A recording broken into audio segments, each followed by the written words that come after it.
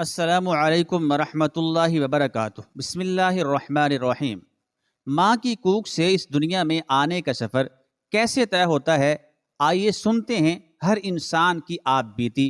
میں کچھ بھی نہیں تھا، بس پانی کا ایک قطرہ تھا۔ میری طرح کے 1 کروڑ قطرے اور بھی تھے، لیکن منزل پر میں ہی پہنچا۔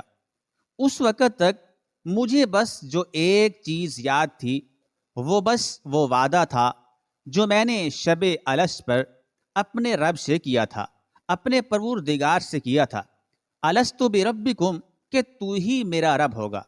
لیکن رب وہ کون ہے، کہاں ہے، اس وقت نہیں علم تھا۔ انڈے سے امتزاج کے بعد مجھ میں بہت سی تبدیلیاں آنے لگیں۔ میں 1 سے 2، 2 سے 4، 4 سے 16 اور یوں جسامت میں بڑھتا گیا۔ ہر 4 میں سے ایک زائگوٹ اس مرحلے پر ضائع ہو جاتا ہے، لیکن میں ان 3 میں سے ایک تھا جو بچ گیا اور اپنا سفر جاری رکھے رہا۔ اب میرا نام زائگوٹ سے بلاسٹوسائٹ تھا اور میرا گھر بیضہ دانی کی جگہ رحم تھا۔ اس نئی جگہ آنے پر میں سہما ہوا بھی تھا اور متجسس بھی۔ ابھی میں سوچ ہی رہا تھا کہ ایک جھلی نے مجھے اوڑھ لیا اور مجھے ایسے ڈھانپ لیا جیسے میری حفاظت کرنے آئی ہو۔ اس کا نام ایمنیوٹک سیک تھا اور اب میرا نام ایمبریو تھا۔ اب پناہ گاہ مل گئی تو مجھے بھوک ستانے لگی تھی۔ پریشان ادھر ادھر دیکھ رہا تھا تو تب اس جھلی کے ساتھ ایک بیگ آ ملا جس میں مجھے کھانا، پانی اور آکسیجن ملنے لگی۔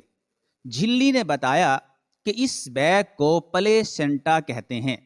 میں حیران تھا کہ میں جو سوچتا ہوں وہ فوراً سے ہو جاتا ہے، اسی وقت ہو جاتا ہے۔ اب تک مجھے وجود میں آئے 4 ہفتے گزر چکے تھے۔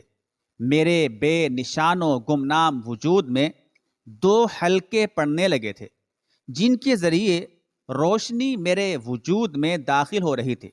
اس روشنی میں مجھے نظر آیا، میں نے دیکھا کہ میرا ایک چہرہ بھی ہے۔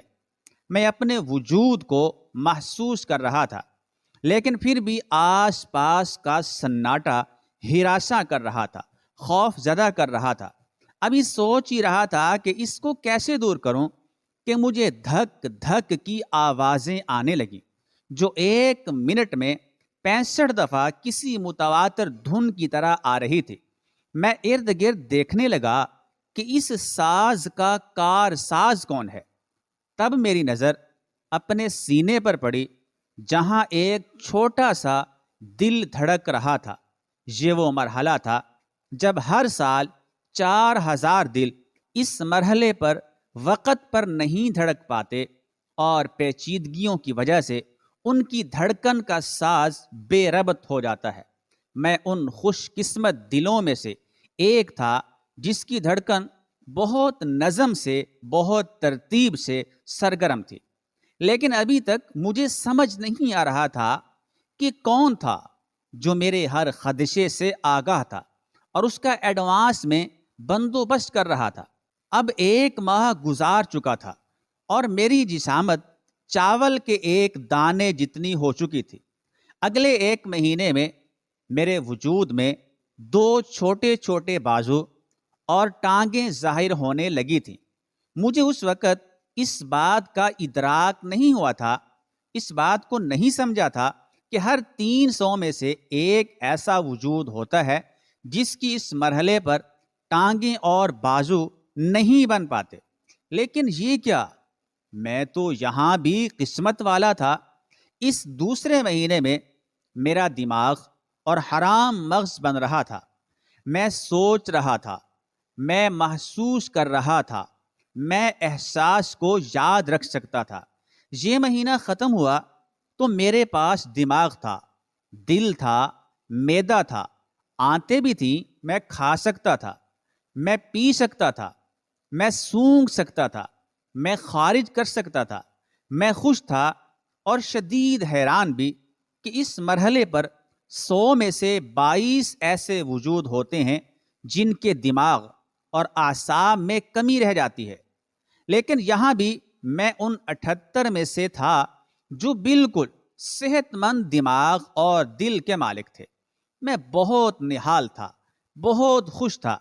میرا نام بھی بدل کر فیٹس ہو گیا تھا، اور میں بھی اپنے نام کی طرح بالکل فٹ تھا اور بالکل ٹھیک تھا۔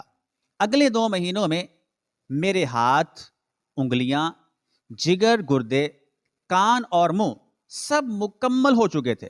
میں خوشی سے ہاتھ پاؤں کی انگلیاں کبھی کھولتا تھا اور کبھی بند کرتا تھا۔ اپنے اس گھر جس کا نام یوٹرس تھا، اس میں کبھی ادھر تیرتا اور کبھی ادھر گھومتا۔ اس خوشی میں مجھے احساس ہی نہ ہوا کہ 1000 میں سے ایک وجود کا نہ گردے بن پاتے ہیں اور نہ جگر کام کرتا ہے، لیکن میرے پاس یہ سب ٹھیک حالت میں تھے۔ ابھی تک مجھے اس کرشمہ ساز کا نام نہیں پتا تھا جو میرے وجود کی انجینئرنگ کر رہا تھا۔ مہینے گزرتے جا رہے تھے، میں توانا ہوتا جا رہا تھا، طاقتور ہوتا جا رہا تھا، اب زیادہ ہاتھ پاؤں چلا رہا تھا۔ شرارت میں کبھی اپنے گھر کی ایک دیوار پر پاؤں مارتا اور کبھی دوسری طرف پلٹی کھاتا۔ جب جب میں یوں کرتا، مجھے باہر سے کسی کے خوش ہونے اور ہنسنے کی آواز آتی۔ ایسا لگتا جیسے میری یہ شرارتیں کسی کو بہت لبھا رہی ہیں۔ اس وقت مجھے نہیں پتا تھا کہ یہ شرارتیں کرتے کرتے ہر 100 میں سے 3 کھلاڑی کھیل ہار جاتے ہیں، لیکن یہاں بھی میں کھیل جیت رہا تھا۔ میں یہاں بھی خوش قسمت نکلا۔ میرا وجود بڑھ رہا تھا، میری گروتھ ہو رہی تھی، میرے احساس توانا ہو رہے تھے، میری پلکیں، ناخن، بھویں اور سر کے بال بن رہے تھے۔ واہ، میں تو خوبصورت لگنے لگا تھا۔ اب میرے پھیپھڑے بن رہے تھے، میرے جسم میں خون رواں دواں تھا۔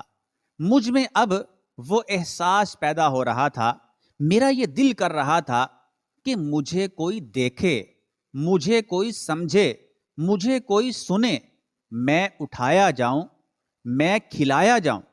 میرا گھر جہاں میں 9 مہینے سے تھا، اب مجھے الوداع کہنے کی تیاری میں تھا۔ میں نئی جگہ جانے سے خوف زدہ بھی تھا اور پرجوش بھی۔ میرے گھر جھلی سکڑنے لگی تھی، پانی کم ہونے لگا تھا۔ ایسا لگ رہا تھا کہ سب مجھے اللہ حافظ کر رہے ہوں، الوداع کر رہے ہوں۔ میں بھی ہاتھ ہلا رہا تھا، اور پھر پلک جھپکتے میں مجھے ایک جھٹکا محسوس ہوا۔